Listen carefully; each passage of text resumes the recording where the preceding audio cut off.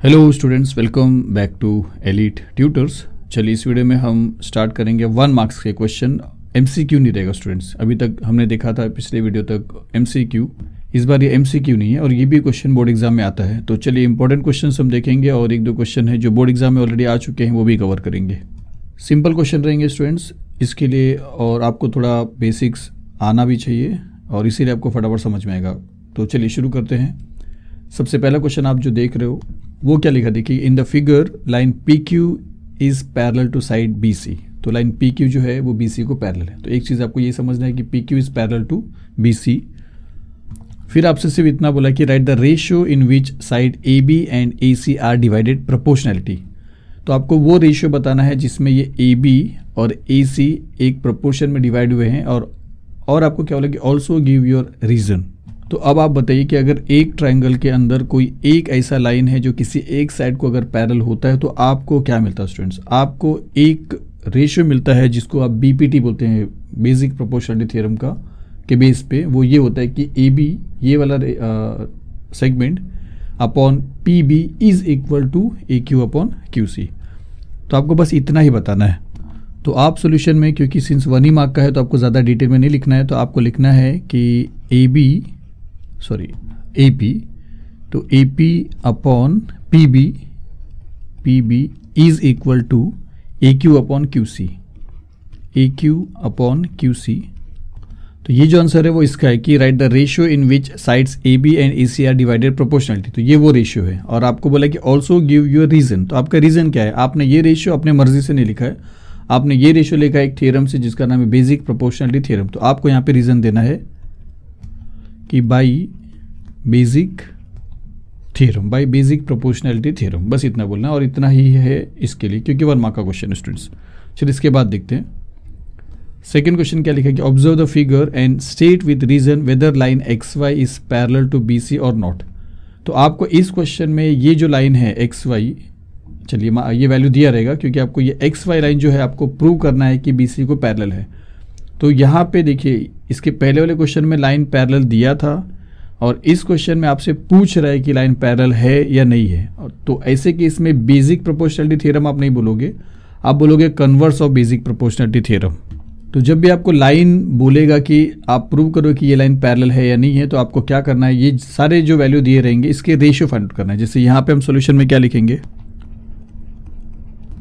पहले A X upon X B का value find out करेंगे। तो A X upon X B is equal to 2 upon 4, जिसको अगर आप सिंप्लीफाई करोगे तो 2 1 ज़ा 2, 2 2 ज़ा 4, तो which is equal to 1 upon 2, और इसको आप कर दीजिए कंडीशन नंबर 1। अब उसी तरह आप A Y upon Y C find out करिए। तो यहाँ पे लिखिए A Y upon Y C, तो which is equal to 3 upon 6, 3 upon 6। Simplify करेंगे तो 3 1 ज़ा 3, 3 2 ज़ा 6, तो यहाँ पे भी आपको मिला 1 अपॉन 2। इसको कर देते हैं कंडीशन नंबर 2। तो फर्स्ट कंडीशन में आपने देखा कि A X upon X B का जो रेशियो है वो 1 अपॉन 2 मिला है, और A Y upon Y C का जो रेशियो है वो भी आपको 1 अपॉन 2 मिला। तो यहाँ पे लिखिए फ्रॉम 1 एंड 2, तो यहाँ पे हम लिखते हैं कि फ्रॉम 1 एंड 2, आप डायरेक्ट बोल सकते हैं ये दोनों इक्वल है। तो आपको ऐसा बोलना पड़ेगा कि A X upon X B is equal to A Y upon Y C. और जब आपको ये मिल जाता है A X upon X B और A Y upon Y C का रेशियो इक्वल मिल जाता है, तब आप समझ जाइए कि ये लाइन इसको पैरेलल रहेगा, और इसका रीज़न आप बोलोगे by converse of BPT theorem. तो अब इसके बाद आप लिखोगे कि therefore line X Y is parallel to side B C, और इसका रीजन आप लिखोगे by converse of BPT theorem, converse of basic proportionality theorem. इसका रीजन आप बेसिक प्रोपोर्शनलिटी थ्योरम नहीं लिखोगे, क्योंकि आप अच्छी तरह समझते हो कि जब लाइन पैरेलल दिया रहेगा तब बेसिक प्रोपोर्शनलिटी थ्योरम आता है, और जब लाइन आपसे पूछा रहेगा तो converse of basic proportionality theorem आपको लिखना चाहिए। तो यहाँ पे हम लिखेंगे रीजन, क्योंकि आपको रीजन भी बोला है, तो हम रीजन लिखेंगे बाई कन्वर्स ऑफ ये चीज़, by converse of basic proportionality theorem. तो इतना करना है। चलिए इसके बाद नेक्स्ट क्वेश्चन देखते हैं। नेक्स्ट क्वेश्चन देखिए मार्च 2020 में आया है, और क्या लिखा है कि the ratio of corresponding sides of similar triangles is 3:5. Write the ratio of their areas.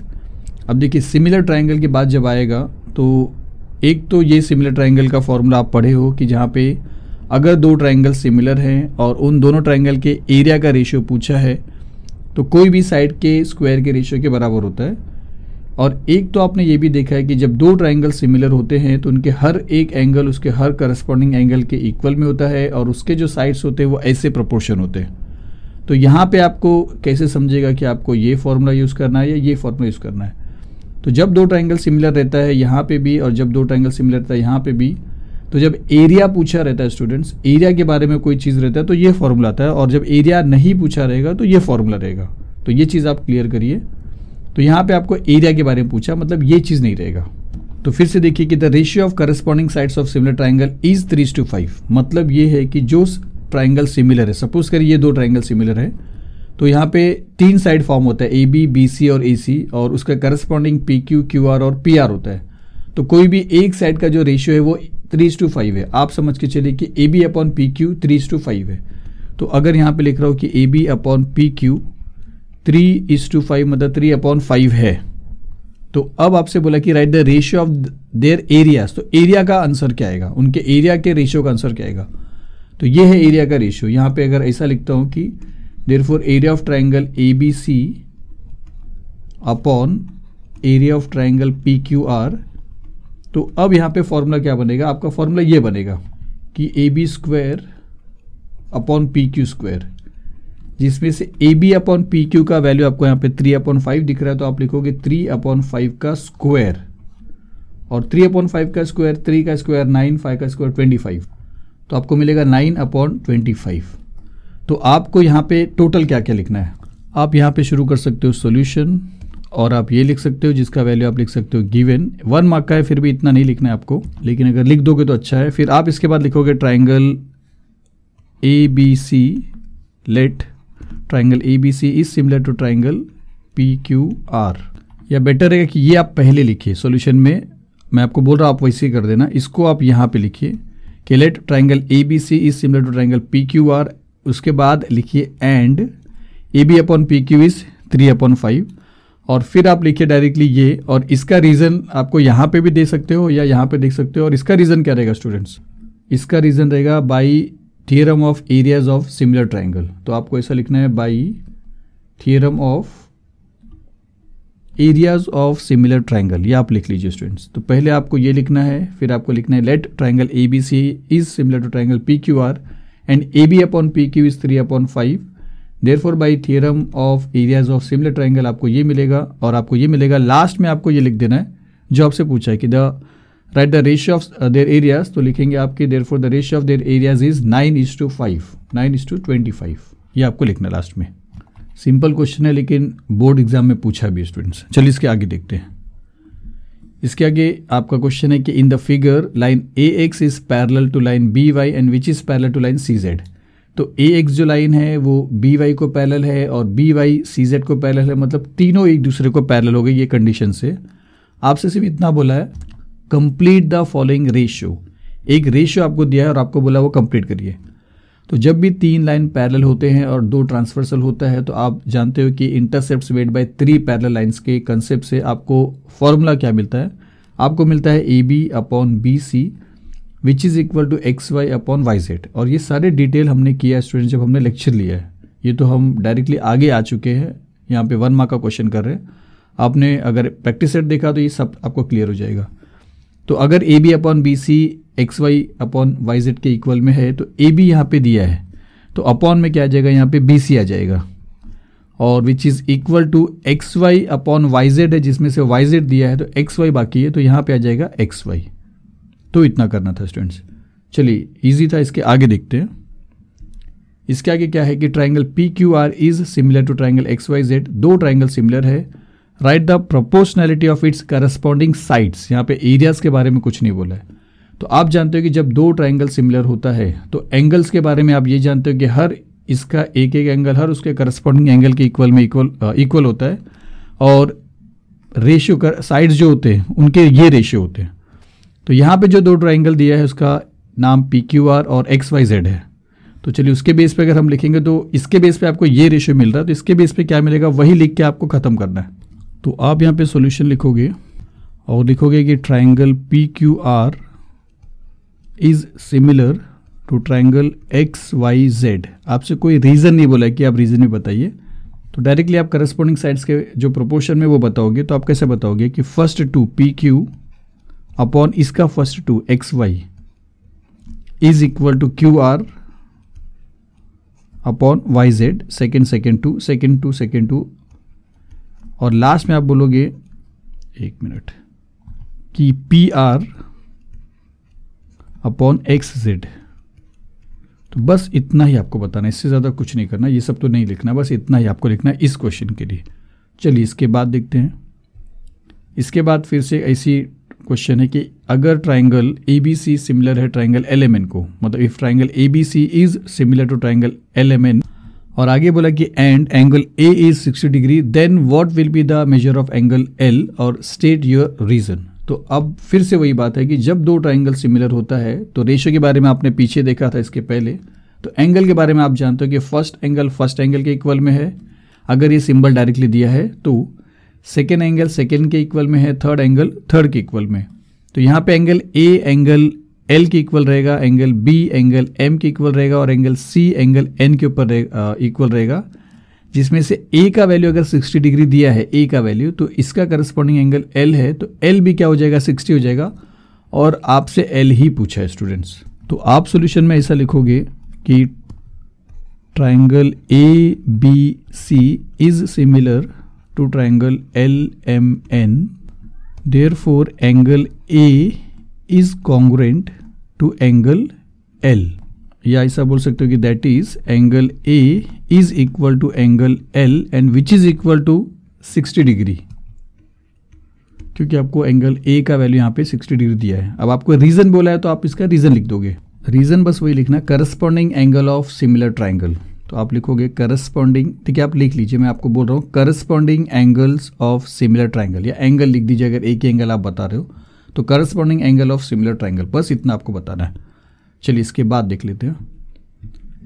इसके बाद देखिए ये क्वेश्चन स्पेशली आप अच्छे से देखिए, क्या बोला है कि इन द फिगर, स्पेशली इसलिए बोल रहा हूँ क्योंकि ये क्वेश्चन देखिए 2 मार्क्स के लिए पूछा था नवंबर 2020 में, और 1 मार्क के लिए यही क्वेश्चन, सेम क्वेश्चन आपसे पूछा था, मतलब आपसे नहीं, जिससे भी पूछा है, सितंबर 2021 में। मतलब एक ही क्वेश्चन है जिसको 2 अलग अलग मार्क्स में पूछा है। और ये जो क्वेश्चन एक बार मैं आपको बता रहा हूँ, इसके बाद फिर वापस अपन देखेंगे कि ये क्वेश्चन ऑलरेडी आपके टेक्स्ट बुक में है या नहीं है। तो देखिए in the figure segment A B is perpendicular to B C, A B जो है बी सी के ऊपर परपेंडिकुलर है, जिससे ये सिंबल से आपको समझ में आ रहा है, and D C is also perpendicular to B C, जो ये सिंबल से आपको समझ में आ रहा है। फिर आपको बोला कि अगर ए बी 3 है और सी डी 4 है, then find the ratio of areas of triangle A B D upon area of triangle A C D. अब देखिए यहाँ पे भी ट्राइंगल के एरिया का रेशियो पूछा है, तो इससे आप कंफ्यूज मत हो जाइए कि वो A B square upon P Q square वाला फॉर्मूला लिखेंगे, क्योंकि वहाँ पे ट्राइंगल सिमिलर दिया रहता है, यहाँ पे ट्राइंगल सिमिलर नहीं दिया है। तो ये फर्स्ट एक्सरसाइज का क्वेश्चन है, और एग्जैक्टली ऐसा ही क्वेश्चन थोड़ा सा चेंज करके आपको दिया है आपके टेक्स्ट बुक में 1.1 में, ये वाला क्वेश्चन अगर आप देखोगे तो 1.1 में हमने ये सॉल्व किया है। वही क्वेश्चन है, थोड़ा सा पोजीशन चेंज है, नेमिंग चेंज है, वैल्यूज चेंज है। क्या लिखा देखिए, B C is perpendicular to A B, B C A B पे परपेंडिकुलर है, and A D is perpendicular to A B, और ए डी भी ए बी के ऊपर परपेंडिकुलर है, मतलब बी सी भी ए बी के ऊपर परपेंडिकुलर है और ए डी भी बी सी ए बी के ऊपर परपेंडिकुलर है। फिर आपको बी सी का वैल्यू दिया है, जैसे इसके पहले जो क्वेश्चन बताया था उसमें है, और ए डी का वैल्यू दिया है, और आपसे पूछा है कि find the ratio of areas of triangle A B C upon area of triangle A D B. तो 2 मार्क्स के लिए अगर पूछता है आपसे यही क्वेश्चन, तो आपको ये पूरा लिख देना है, और अगर 1 मार्क्स के लिए पूछा स्टूडेंट्स तो आप ये प्रॉपर्टी लिख दीजिए और ये लिख दीजिए। अब हमने पूरा क्या लिखा देखिए, हमने ट्राइंगल ए बी सी लिया है, और उसमें बोला कि बेस, ये वाला ट्राइंगल बेस ए बी है और हाइट बी सी है, ये बता दिया। फिर ये ट्राइंगल लिया और बोला बेस ए बी है और हाइट ए डी है। फिर आप जानते हो कि दोनों का बेस सेम है, और उसका रेशियो, उसका जो प्रॉपर्टी है वो क्या रहेगा, the ratio of the areas of 2 triangles with equal basis is equal to the ratio of their corresponding heights. और ये सब मैंने आपको अच्छे से समझाया, आपको ये याद करने की भी जरूरत नहीं, मैंने ऐसा बताया है। तो फिर अब क्या करिए, ये लिखिए, और अगर इक्वल बेसिस है तो हाइट अपॉन हाइट आएगा, तो इसका हाइट बी सी है और इसका हाइट ए डी है, तो B C upon A D जैसे आपने लिखा, तो बी सी का वैल्यू आपको दिया था 4, और AD का वैल्यू आपको दिया था 8, आपने किया कैंसिल, 4 1 4, 4 2 8, 1/2 और लास्ट में लिख दिया। तो ये पूरा का पूरा जो क्वेश्चन है, थोड़ा सा नेम चेंज किया है, वैल्यू चेंज किया, पर है वही चीज़। 2 मार्क्स के लिए और 1 मार्क्स के लिए पूछा है, तो आप 2 मार्क्स के लिए पूरा लिख दीजिए, 1 मार्क्स के लिए आप इतना लिख दीजिए, तो आपका काम हो जाएगा। तो ये क्वेश्चन आप ट्राई करिए स्टूडेंट्स प्लीज़, क्योंकि कुछ भी हार्ड नहीं है। पीछे वाले क्वेश्चन को देखोगे या नहीं समझा रहेगा तो उसके ओरिजिनल 1.1 के वीडियो को देखोगे तो भी आपको समझ में आएगा, और इजीली आप इसको सॉल्व कर सकते हो। तो 2 मार्क्स और 1 मार्क्स ये याद रखिए, इंपॉर्टेंट क्वेश्चन देखिए, सब बोर्ड एग्जाम में आने वाले क्वेश्चन, ये सब आपसे मिस ना हो जाए। सिंपल क्वेश्चन है, लेकिन कभी कभी ध्यान नहीं जाएगा तो आप नहीं कर पाओगे। चलिए इसके बाद देखते हैं लास्ट क्वेश्चन। देखिए क्या लिखा है कि ऑब्जर्व द फिगर, ऑब्जर्व करिए, and state whether triangle ABC is similar to triangle PQR और नॉट। वाई है तो भी बताइए, नहीं है तो भी बताइए। तो आप देखिए, इसको ऑब्जर्व करिए और आपको पता लगाना है कि ये दोनों ट्राइंगल सिमिलर है या नहीं है। तो देखिए सिमिलैरिटी का जो टेस्ट था, ऐसा एक क्वेश्चन इसके पहले वाले वीडियो में किया था हमने, जहाँ पे ऐसे 4 ऑप्शन थे, जिसमें से आपको ये बताना था कि वो कौन सा टेस्ट है जो सिमिलैरिटी में नहीं आता है। तो आपको मैंने बताया था कि ये वाला टेस्ट उसमें नहीं आता है। तो ये टेस्ट अगर नहीं आता है तो ये 3 टेस्ट आता है। अब ये 3 टेस्ट में से इसमें से कौन सा टेस्ट सेटिस्फाई हो रहा है वो आपको पता लगाना है। अगर वो क्लियर हो रहा है तो ट्राइंगल सिमिलर है, और अगर है तो आपको वो टेस्ट बताना है, वाई का वो आंसर रहेगा, और अगर नहीं है तो आपको बताना है। तो चलिए देख लेते हैं, उसके बाद ही बताएंगे। अब अगर आप पहले टेस्ट पे फोकस करते हो तो ये AAA टेस्ट है, मतलब दोनों ट्राइंगल में 3 एंगल इक्वल रहना चाहिए, या कम से कम 2 एंगल। तो आपको सिर्फ एक ही एंगल का इन्फॉर्मेशन यहाँ पे दिखाई दे रहा है, मतलब ये टेस्ट तो गया, ये टेस्ट नहीं आएगा। यहाँ पे अगर आते हो और इसमें आ जाते हो डायरेक्टली, तो ये टेस्ट इसके अंदर तब होगा जब तीनों साइड का वैल्यू दिया रहेगा और आप उसका रेशियो निकाल के इक्वल बताओगे। यहाँ पे आप साफ साफ देख रहे हो कि एक साइड और एक साइड का वैल्यू दिया है, 2 साइड का इसका नहीं दिया है, और सेम करस्पॉन्डिंग साइड्स के यहाँ पे भी दिए और इसके नहीं दिए। तो ये टेस्ट भी यहाँ पे जा रहा है। ये टेस्ट क्या बोलता है कि 2 साइड का रेशियो होना चाहिए, या 2 साइड का वैल्यू आप देखिए, और उनके बीच में एक एंगल इक्वल होना चाहिए। तो ये 2 साइड यहाँ पे और ये 2 साइड यहाँ पे है, और उनके बीच में एंगल यहाँ पे है। तो पूरा चांसेस है कि अगर ये सिमिलर होता है तो यही टेस्ट होएगा। तो इसको ट्राई करने के लिए आपको क्या करना पड़ेगा, ये अपॉन ये और ये अपॉन ये का वैल्यू निकालना पड़ेगा, और उसके बीच का एंगल इक्वल दिख ही रहा है। अगर ये अपॉन ये और ये अपॉन ये इक्वल मिल गया तो ये दोनों triangle side angle side test से सिमिलर हो जाएंगे। तो यहाँ पे हम लिखेंगे सॉल्यूशन और फाइंड आउट करेंगे पहले AB अपॉन PQ, जो आपको दिख रहा है यहाँ पे 6/3। तो लिखेंगे 6/3, कैंसिल हो रहा है, कैंसिल करेंगे, 3 1 3, 3 2 6, तो विच इज इक्वल टू 2/1 का मतलब 2 हो रहा है, इसको कर देंगे 1। फिर ले लेंगे ये वाला रेशियो BC अपॉन इसका करस्पॉन्डिंग साइड QR, उसका वैल्यू लिखेंगे 8/4। तो यहाँ पे आएगा 8/4, इसको भी कैंसिल करेंगे क्योंकि ये हो रहा है कैंसिल। तो 4 1 4, 4 2 8, 2/1 आया, मतलब आपको 2 मिला। इसको करेंगे इक्वेशन नंबर 2, कंडीशन नंबर 2। फिर आप बोलिए फ्रॉम 1 and 2, तो आप लिखिए फ्रॉम 1 and 2। आपको क्या मिल रहा है, आपको मिल रहा है ये दोनों इक्वल। तो AB upon PQ is equal to BC upon QR, इसको 3 कर दीजिए और एक एंगल जो इक्वल है वो बता दीजिए। चलिए इसको थोड़ा सा एडजस्ट कर लेते हैं इस तरह, और उसके बाद आप लिखिए कि angle B which is equal to angle Q and which is 45 degree, और इसको कर दीजिए आप 4। तो अब 3 और 4 में आपको क्या मिल रहा है कि 2 साइड का रेशियो इक्वल है और उनके बीच का एंगल इक्वल है। तो आप बोल सकते हो देयरफॉर दोनों ट्राइंगल सिमिलर है by side angle side test. तो आप यहाँ पे लिखिए कि फ्रॉम 3 and 4, 3 and 4, इतना 1 मार्क्स के लिए वैसे भी लिखा नहीं जाता, लेकिन लिख लीजिए स्टूडेंट्स, आपको टाइम मिलता है और बोर्ड का पेपर किसी का जल्दी छूटता नहीं है। एटलीस्ट मैथ्स में मैंने देखा है अभी तक कि किसी का पेपर टाइम तक होता नहीं है, बहुत पहले ही हो जाता है आप अच्छे से करोगे तो बोलिए आप कि triangle ABC is similar to triangle PQR, और रीजन दे दीजिए by side angle side test for similarity. Please लिख दीजिए स्टूडेंट्स। तो बस इतना ही करने वाले थे इस वीडियो में। चलिए इसके बाद भी मिलेंगे जल्दी।